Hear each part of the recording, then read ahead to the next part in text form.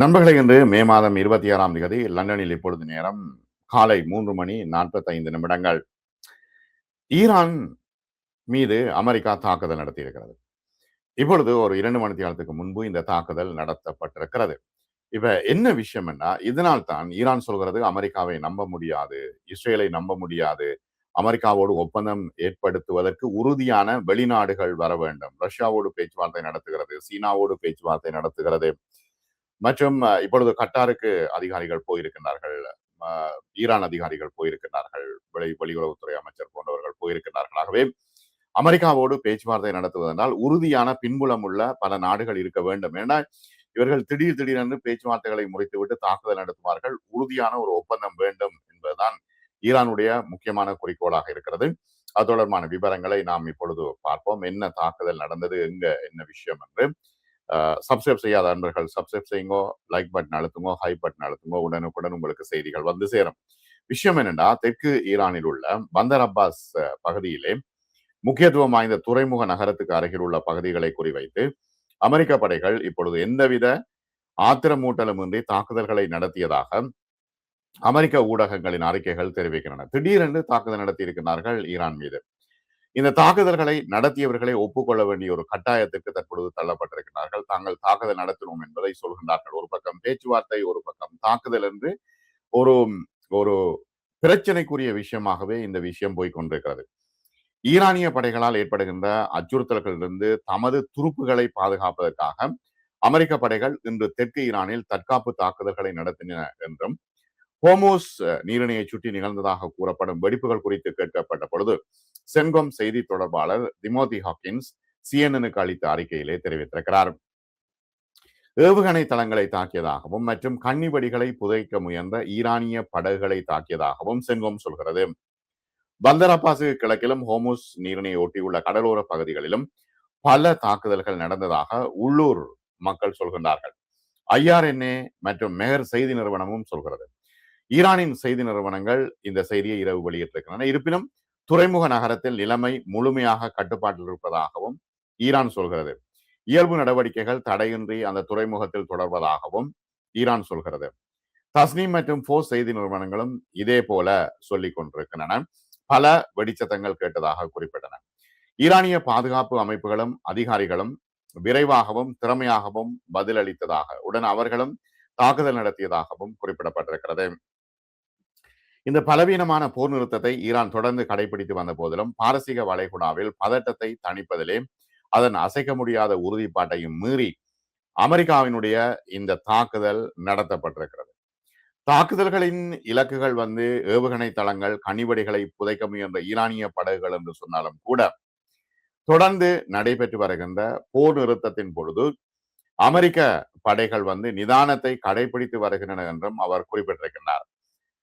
இத்தகைய நியாயப்படுத்தல்கள் ஈரானின் பிராந்திய கடல் மற்றும் வான்வெளியில் தனது சட்டவிரோத இராணுவ பிரசன்னத்தையும் ஆத்திரமூட்டும் நடவடிக்கைகளையும் நியாயப்படுத்த அமெரிக்கா ஆட்சியால் பயன்படுத்தப்படுகின்ற ஒரு பழமையான சாட்டுப்போக்கை தவிர வேறொன்றும் இல்லை என்று ஈரான் கண்டித்திருக்கிறது. பிராந்தியத்திலே குறிப்பாக முக்கியத்துவம் வாய்ந்த ஹோமோஸ் நீரிணையில் எந்த ஒரு வெளிநாட்டு ஆக்கிரமிப்பும் சர்வதேச கப்பல் போக்குவரத்து மற்றும் எரிசக்தி பாதுகாப்புக்கு ஆபத்தை விளைவிக்கும் என்றும் ஈரானின் ஆயுதப்படைகளிடமிருந்து உறுதியான பதிலடி கொடுக்கப்படும் என்றும் ஈரான் மீண்டும் இன்று எச்சரிக்கை விடுத்திருக்கிறது. ஈரானின் தெற்கில் அமெரிக்க தாக்குதல் நடைபெற்றுக் கொண்டிருக்கிற நேரத்தில் இங்கே பேச்சுவார்த்தைக்காக அதிகாரிகள் கட்டாருக்கு வந்திருக்கிறார்கள்.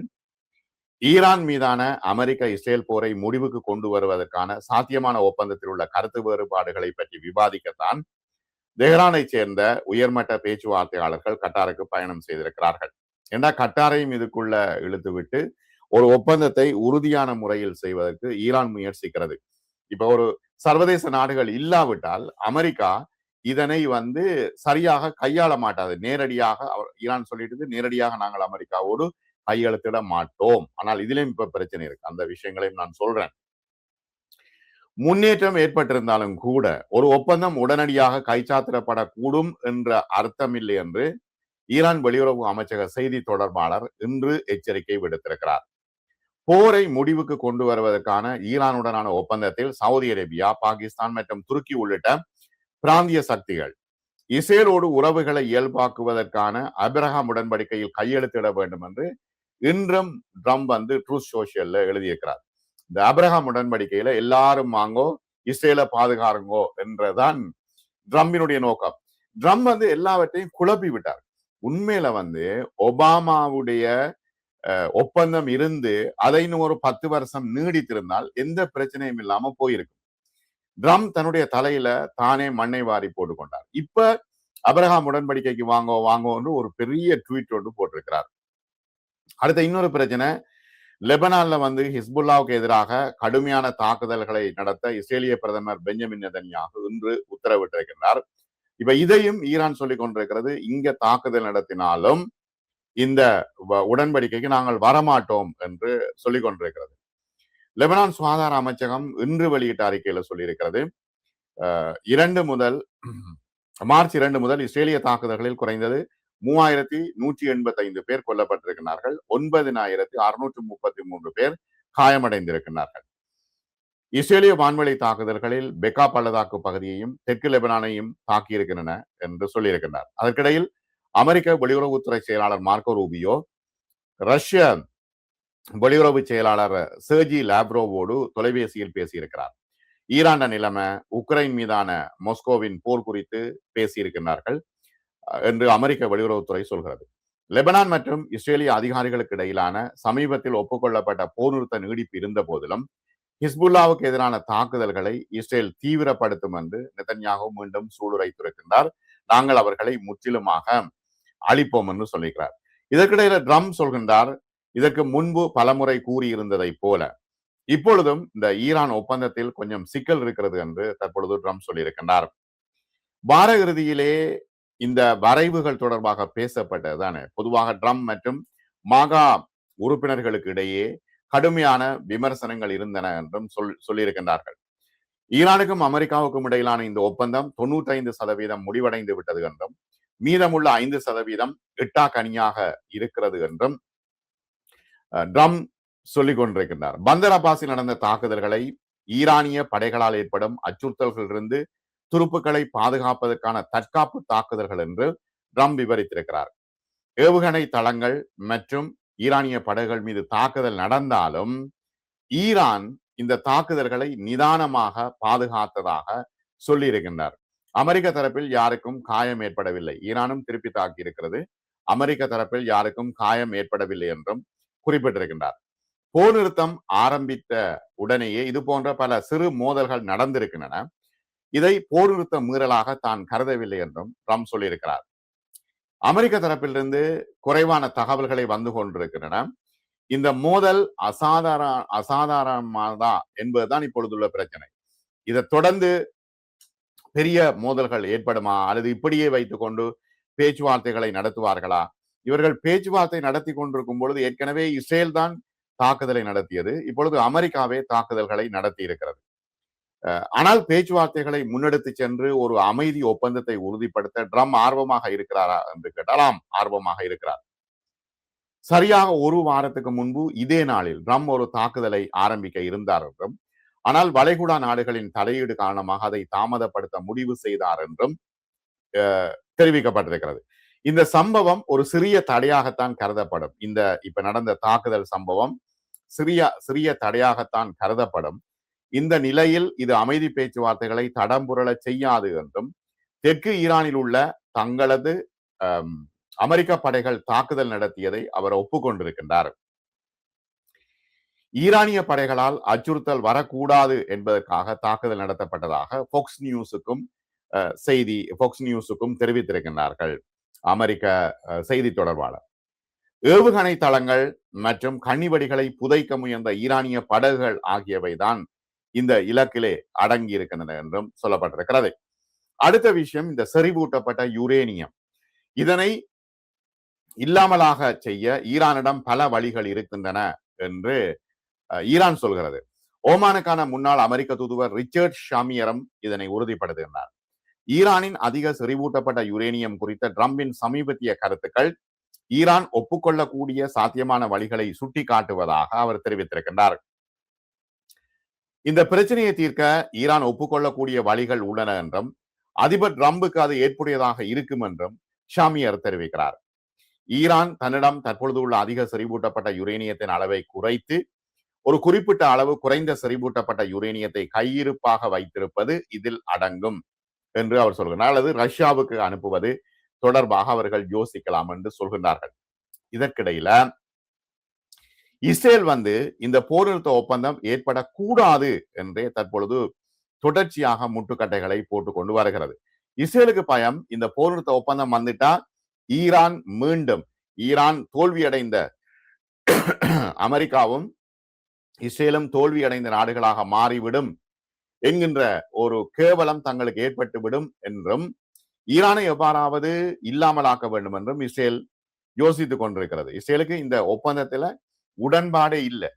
போரை நிரந்தரமாக முடிவுக்கு கொண்டு வருவதற்காக அமெரிக்காவுக்கும் ஈரானுக்கும் இடையே உருவாகி வரும் ஒப்பந்தம் இஸ்ரேல் சந்தேகத்தோடும் கவலையோடும் தான் பார்க்கிறது. இந்த ஒப்பந்தம் 60 நாள் தற்காலிக போர் நிறுத்தத்தை நிறுவும் ஒரு புரிந்துணர்வு ஒப்பந்தமாக இருக்கிறது என்றும் அது ஈரானின் அணுசக்தி திட்டம் குறித்து குறிப்பிடப்படவில்லை என்றும் இஸ்ரேல் சொல்கிறது. ஆரம்ப கட்டமைப்பில் லெபனான் உட்பட அனைத்து முனைகளிலும் போர்களை முடிவுக்கு கொண்டு வர வேண்டும் என்று ஈரான் முழுமையாக இப்பொழுது நிற்கிறது. அந்த விஷயத்துல இந்த ஒப்பந்தத்தின் நிபந்தனைகளை அமெரிக்க ஜனநாயக கட்சியினர், தீவிர போக்குடைய குடியரசுக் கட்சியினர் மற்றும் இஸ்ரேலிய ஆட்கள் எல்லோரும் விமர்சிக்கிறார்கள். பெருகி வரும் எதிர்ப்புகளுக்கு மத்தியில் ஈரானுடனான எந்த ஒரு இறுதி ஒப்பந்தமும் அணுசக்தி அச்சுறுத்தலை அகற்ற வேண்டும் என்று டொனால்டு ட்ரம்பிடம் சொன்னதாக நெதன்யாகு சொல்கின்றார். லெபனான் உட்பட எல்லா முனைகளிலும் இஸ்ரேலுக்கு எதிராக அச்சுறுத்தல் இருக்குது, இஸ்ரேலை தன்னை தற்காத்துக் கொள்ளும் உரிமை உண்டு என்று ட்ரம்ப் மீண்டும் உறுதிப்படுத்தியதாக நெதன்யாகு சொல்கின்றார். ஈரானுடன் ஒரு ஒப்பந்தம் செய்தால் அது ஒபாமா செய்ததை போல் அல்லாமல் ஒரு நல்ல மற்றும் முறையான ஒன்றாக இருக்கும் என்று ட்ரம்ப் தற்பொழுது சொல்லிக் கொண்டிருக்கிறார். தான் மோசமான ஒப்பந்தங்களை செய்வதில்லை என்று சொல்கின்றார். ஆனால் இஸ்ரேலிய பத்திரிகையாளர்களும் இராணுவ ஆய்வாளர்களும் சொல்கின்றார்கள், இந்த ஒப்பந்தம் அரசியல் தோல்வி, அமெரிக்கா மற்றும் இஸ்ரேல் இரண்டு நாடுகளுக்கும் தோல்வியான ஒரு விஷயமாக இருக்கும் என்றே இஸ்ரேலிய பத்திரிகையாளர்கள் சொல்கின்றார்கள். ஹரஸ் பத்திரிகையின் இராணுவ விவகாரங்கள் வர்ணனையாளர் அமோஸ் ஹரேல் சொல்கின்றார், இந்த ஒப்பந்தம் அமெரிக்கா சரணடைதலுக்கு தான் வழிவகுக்கும். ட்ரம்ப் நிர்வாகத்தில் இஸ்ரேலின் செல்வாக்கு சரிந்து வருகிறது என்பதை இது குறிக்கிறது என்றும் சொல்கின்றார். ஈரானிய அரசாங்கத்தை வீழ்த்துவது, ஈரானின் அணு மற்றும் பாலிஸ்டிக் ஏவுகணை திட்டங்களை கலைப்பது உள்ளிட்ட விஷயங்களுக்காகத்தான் பிப்ரவரி 28 போர் ஆரம்பித்தது. ஆனால் இந்த எதுவுமே எட்டப்படவில்லை. பேச்சுவார்த்தைகள் இஸ்ரேலிய நலன்களை கணக்கில் எடுக்கவில்லை என்று இஸ்ரேல் சொல்கிறது.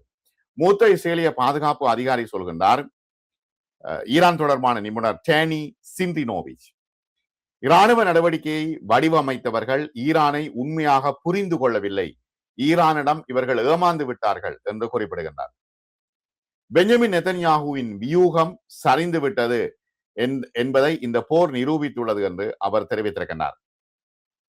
முதலில் பின்வாங்கியவர் அதிபர் ட்ரம்ப் தான், ஈரானியர்கள் அல்ல என்று ஜிம்ட் என்ற ஆய்வாளர் சொல்கின்றார். INSS ஆய்வாளர் சொல்கின்றார்.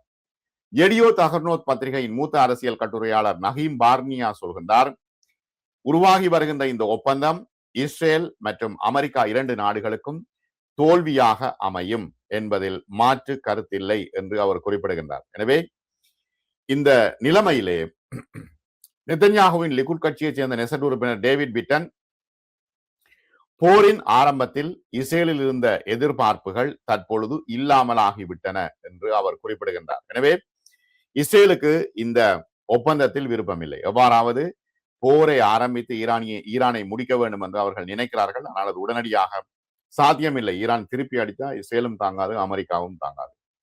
இந்த நிலைமையில் ஈரான் மீது தாக்குதல்கள் நடத்தப்பட்டிருக்கிறது என்பது தற்போதைய செய்தி. நல்லது நண்பர்களே, மற்றும் ஒரு காணொளியில் நாம் மீண்டும் சந்திப்போம்.